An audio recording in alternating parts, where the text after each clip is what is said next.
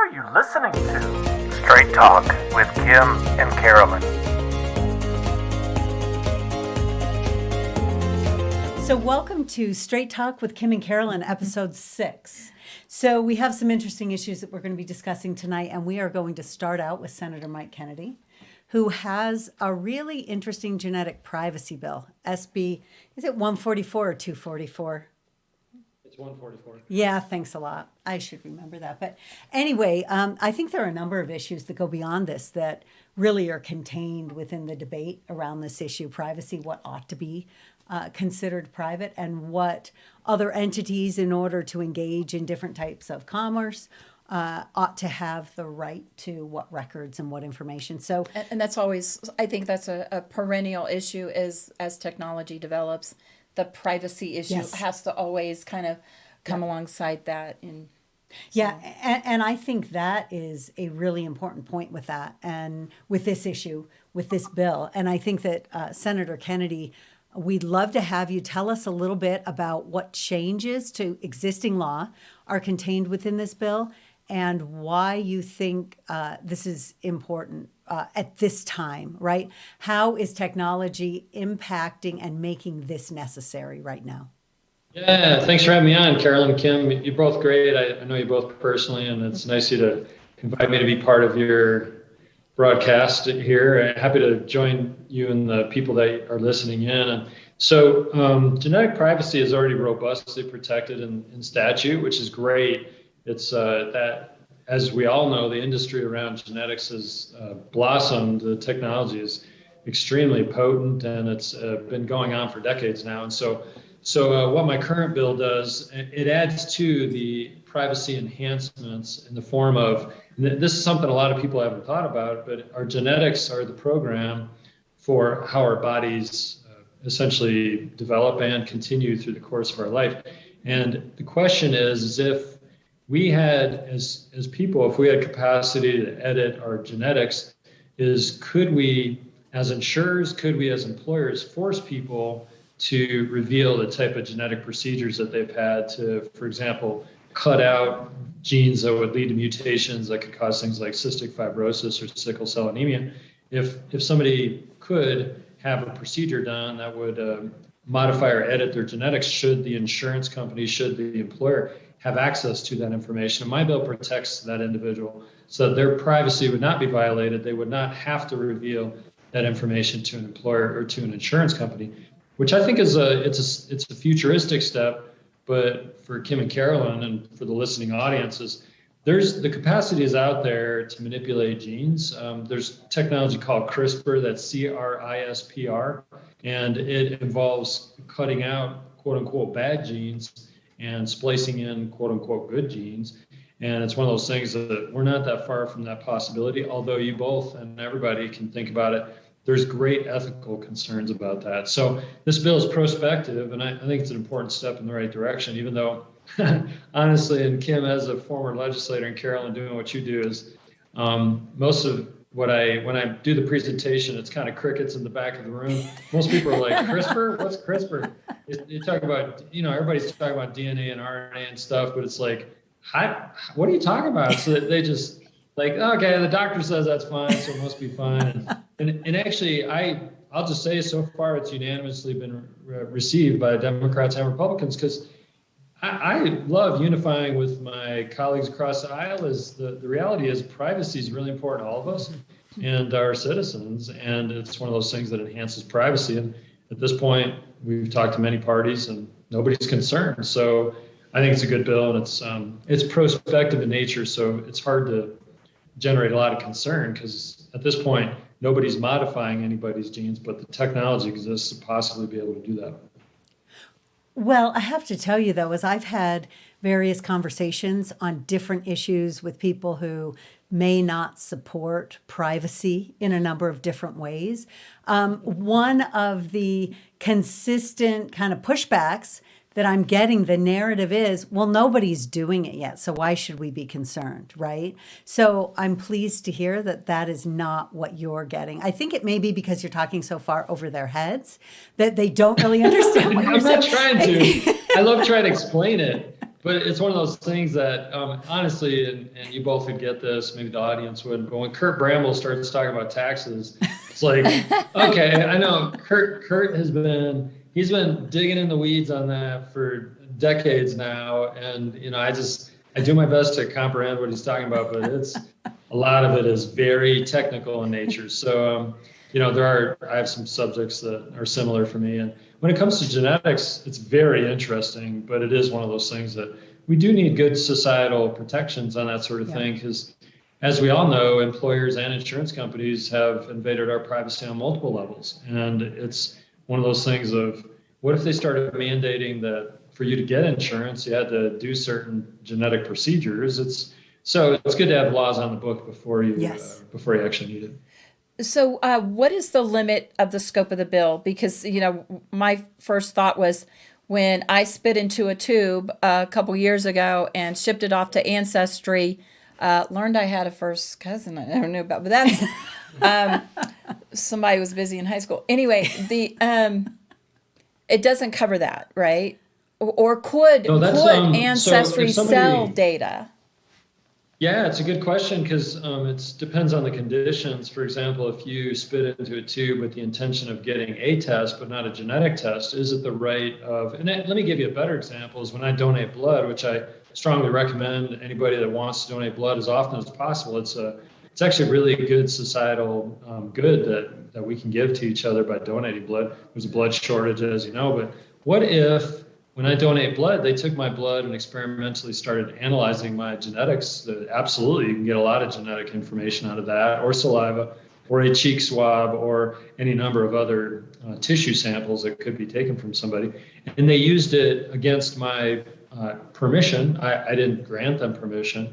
The reality is that, and for those that have donated blood, is when I sign those forms to donate, there's a lot of that boilerplate information that's already included in there that says you give permission for them to test my blood for all sorts of diseases, but there's some experimental components to that. And I take that with I want to donate blood even though they may be analyzing my genetics. I think my genetics are fine. I don't really care. But nonetheless, I've consented to that if I sign the form that suggests that. But if they are surreptitiously trying to take my information, I didn't know that they were going to use it that way. There's already genetic protection for discovery of what's in your genes. And this bill enhances that to if your genes were modified on some level, which none of us have had our genes modified at this point, but you wouldn't have to reveal that in the primary case of employers and insurance companies. So it is limited, Kim. You're right about that consideration, but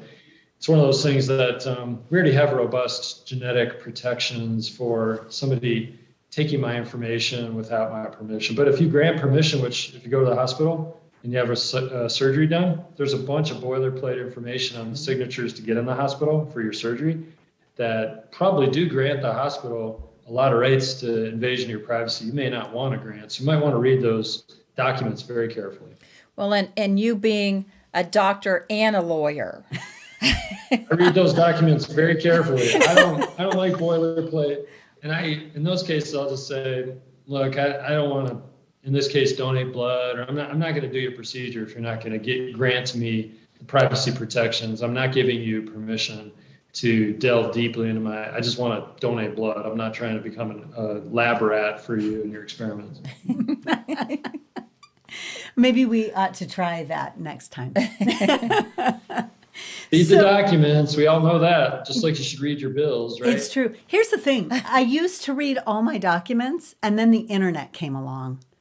And you just agree, I accept. Yep. Yeah, you just push the I know. button. For the first year, I even read those. Truly, I did. And then we were accepting something new every other day, right? And I'm like, no one else reads these. Am I an idiot? Update. Yeah. Right. Yeah. Yep. So, the frustrating part of that is the government already owns so much information on us. I mean, one of the topics you both are aware of is the digital driver's license. And I'm very sensitive to privacy concerns and giving away capacity for us to protect ourselves. It's almost like, so my identity has been stolen at least twice, meaning we've had evidence of that. And they're long stories. I won't waste your time on that, but it's one of these things of, I I think Vladimir Putin already has all the information he needs on Mike Kennedy to create a totally doppelganger duplicate of me and I would be okay with walking that, around. though. We could use a lot more of you walking around and Thanks. You're We very could, kind. casting Yeah, votes I on just the wouldn't want hill. to be the doppelganger I don't want to be a Russian counterpart who's crashing cars in foreign lands or whatever. Yeah, so I get a little frustrated because I mean it's shocking how much information the government already has on all of us. right. So That's we true. continue to fight against that, but it is like I'm in a forest fire and I'm trying to put out a fire on one tree and there's like thousands of trees burning around me. Well, I only have so much water and capacity, but keep working on it. Yeah, well, we Thank appreciate you. this, Bill. I have one more question for you. When I was listening to the Senate committee hearing on this bill, you said that you had been approached by some Native Americans who thanked you for your work on this. What were the concerns that you were alleviating with this bill? What did they share with you as to why Yeah, it's so important? that's a great question, Carolyn, because what I was touched by that because I didn't ask, I didn't reach out, but this is the first time in 8 sessions that I've seen the Navajo Nation on the Hill. Kim, when you were there, did the Navajo Nation show up occasionally?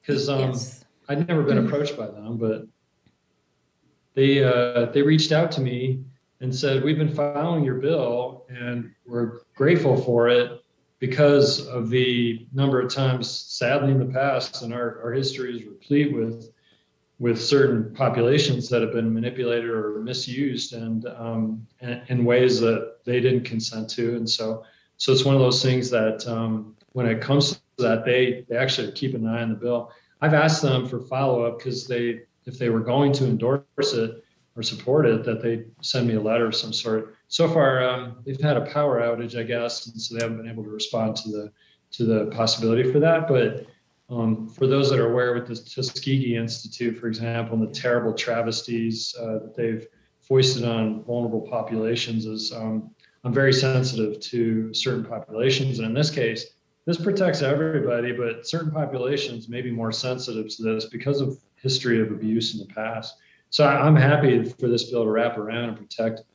If the Navajo Nation is supportive of that, I would love to have their endorsement because it protects them just like everybody else. Well, so sometimes legislation is better done in bite sizes or incrementally. Does this go far enough, or do you see that there needs to be more as time goes on? Yeah, it's a great question. I can think of a number of ethical and genetic concerns that might come up.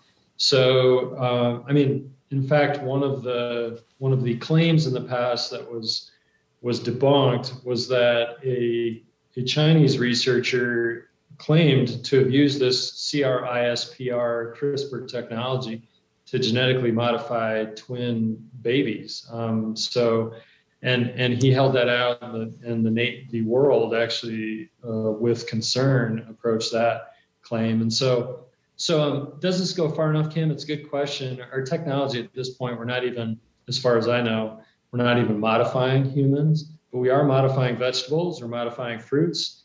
It's been very interesting to see how the agricultural industry has entertained these considerations. And so I could see that we may need to protect in the future if somebody's trying to do this to an unborn fetus, as far as trying to modify their genes prior to birth. And then you get into the ethical dilemma of eugenics and the travesties of the past associated with those sort of movements. And so, yeah, there's probably room for forward approach on this, but at this point, formally, nobody's actually doing these sort of things. So yeah, I think probably there's room for improvements in the future, but for now, we're not even there. And this bill protects things that are not even happening yet. So I can only, you're right, incrementalism, I'm only stepping so far because we don't need anything more right now.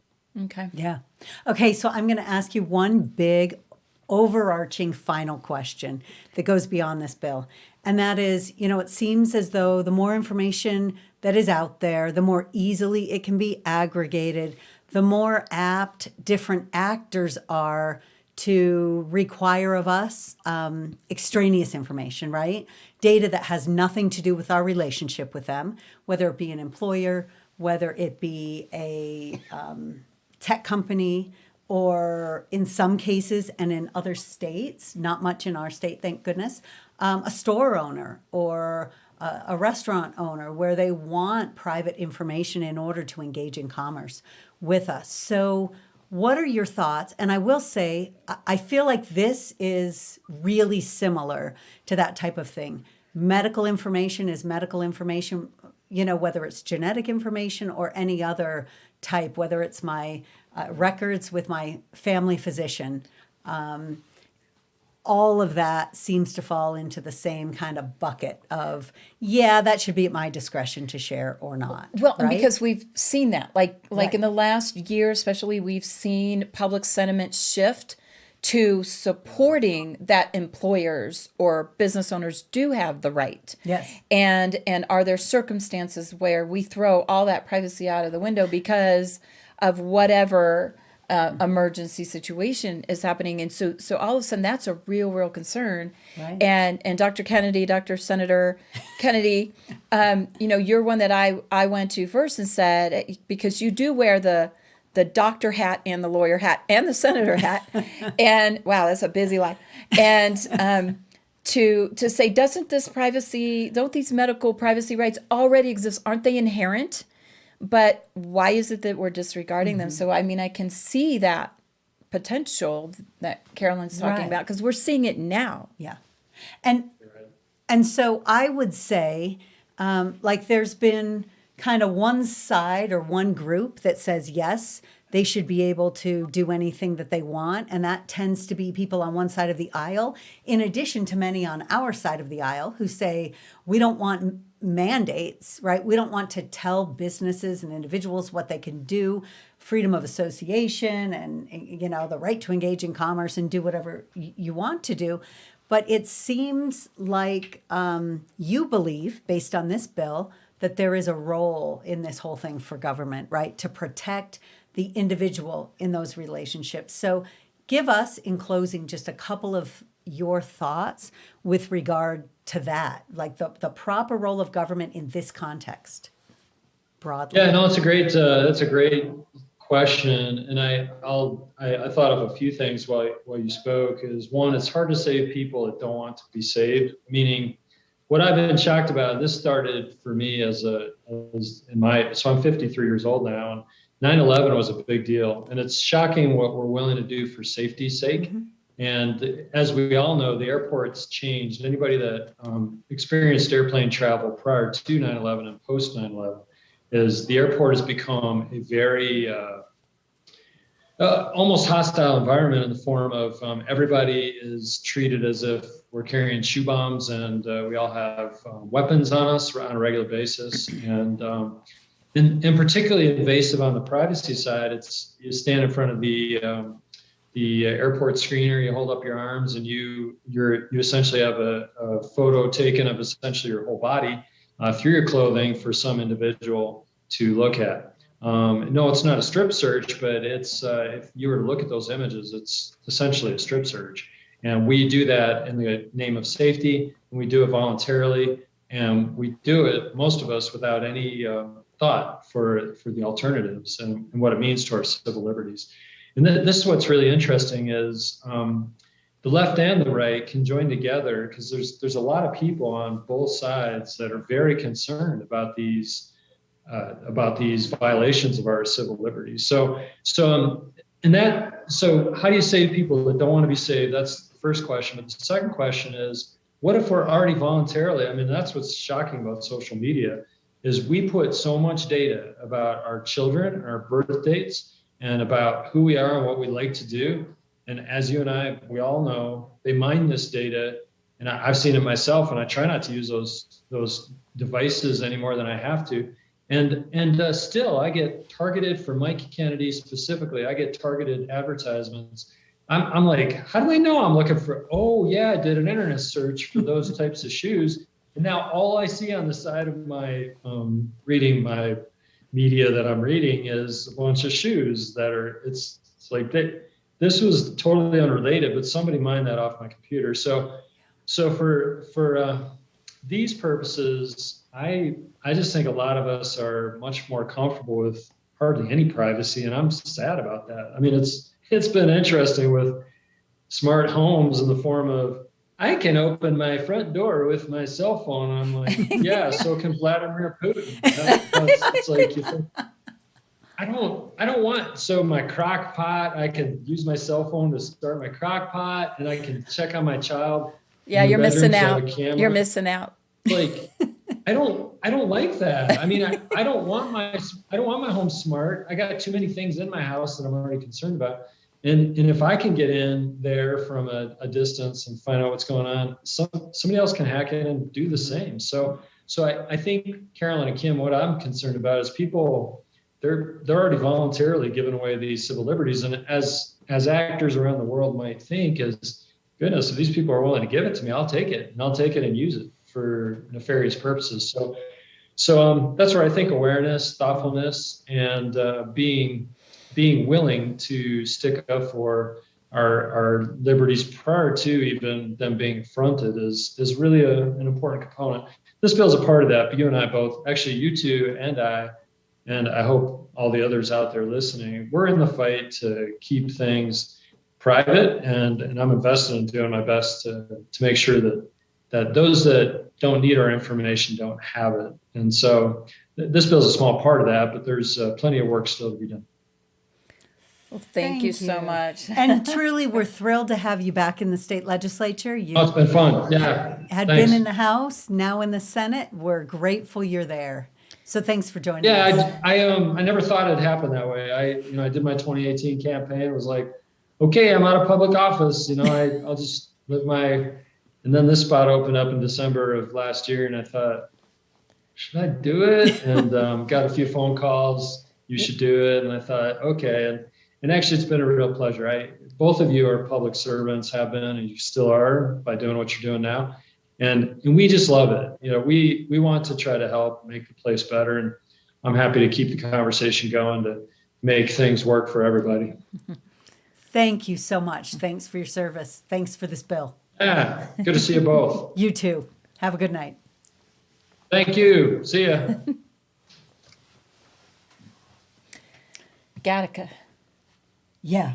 Yeah, Okay. truly. So I was saying earlier, I've never watched the movie, but when I was listening to the Senate hearing, it was, in fact, I think it was Senator Kennedy who brought it up. Yes, there was a discussion. Well, it's crazy. And I was thinking, even one of my good friends today just had some genetic testing for cancer markers. Uh-huh. And then, went through the concern of, did I pass this on to my children? And the relief that she had to tell me that, no, my daughter doesn't carry the gene, and then where? We transfer so much onto our children. We Yeah. don't only ruin them with the way we parent. Right. We ruin them with our genetics as well. I know, like I hope she doesn't get my That's right. XYZ.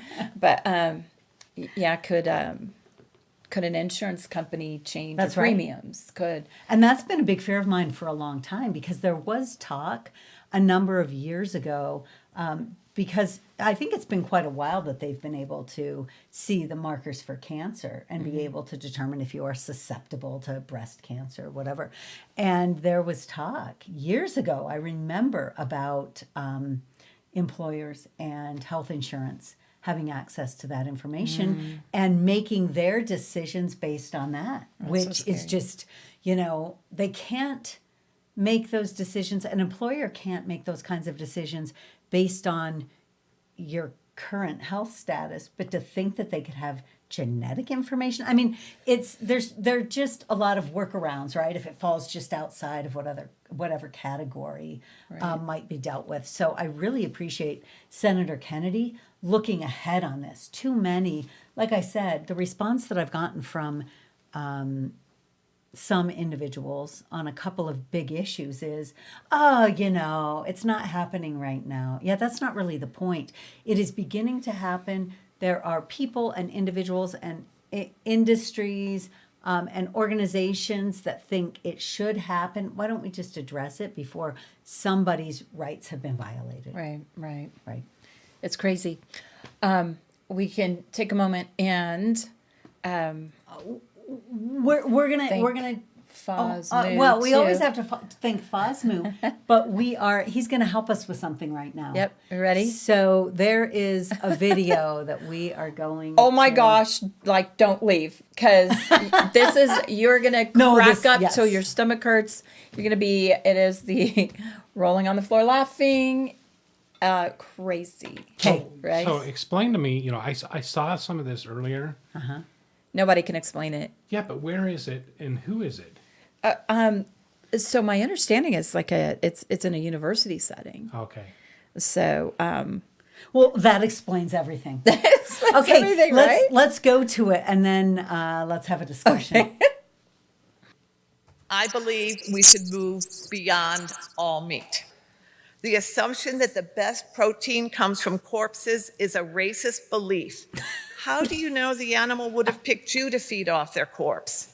Does she not 21st know about, century like, animal the eating natural requires our world? complicity in a new colonialism. Oh my gosh. These Meat is events colonialism. especially affect girls and young women. Your hamburger comes with a dose of misogyny. Popular Yeah, culture is Doris. flooded Oh, with yeah. references to sexy cows, sexy pigs, sexy chickens, sexy fishes, who all just want to have fun. I Meat think eating she's is obsessed also with one of the sexy. ways gender-based structures of oppression are perpetuated. Masculinity, a construct of the gender binary facing constant destabilization, feels always under threat. And She's eating pretty into animals is its binary, protection eating meat, not racket. eating meat. White supremacists weaponized it, eating meat, eggs, and dairy. And the baiting of liberal men as so-called soy boys are all part of the neo-Nazi messaging. To say you care about Neo-Nazi. animals is considered a sign of weakness in a world still committed to the gender binary. Meat eaters, like anti-abortionists, have forgotten that one quality of non-existence is not having awareness about existence. When all else fails, meat eaters assert that animals are not our equals. I heard all your laughter. I know some of these must be new ideas, or you think they're fringe or whatever. Yeah. Our we do. whiteness is part of the problem of meat eating. Oh, black people would agree with you because you're not racist or anything. Only white people don't agree with her. White people. Wh- Meat is misogyny. Your hamburger is Wow. served with a dose of misogyny. Yeah. Yeah, I don't Wow. even know Wow. how to. I find that the left is at a point where it's just gobbledygook. Okay, but everything was in there. Like Yes.